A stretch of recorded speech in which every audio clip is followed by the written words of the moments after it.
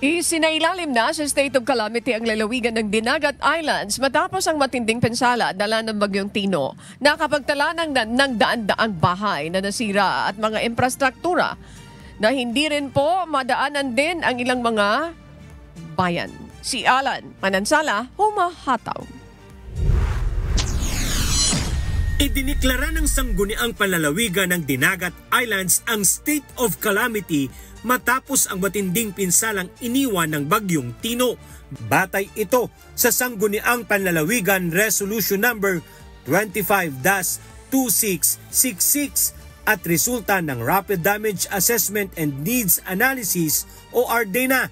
Ayon sa Provincial Disaster Risk Reduction and Management Council, malawak ang epekto ng bagyo sa social sector, lifelines, critical facilities, productive sector at governance sector. Nasira ang 680 bahay sa Tubaon habang may 25% na pinsala sa Basilisa at tig 8% sa Libho at San Jose.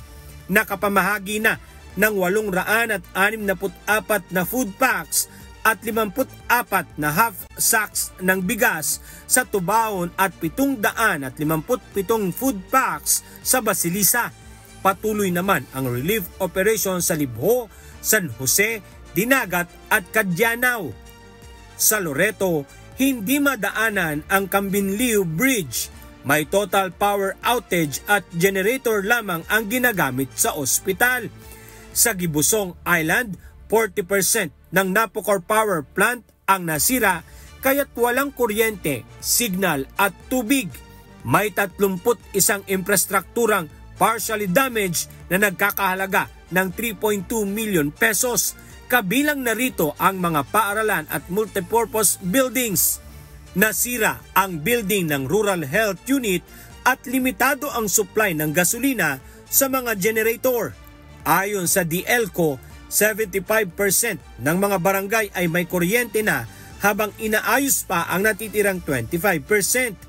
Sa agrikultura, 90% ng mga tanim ng saging sa Loreto, 5-10% ng mga puno ng niyog at 2 ektarya ng kamoteng kahoy ang nasira sa Tubaon.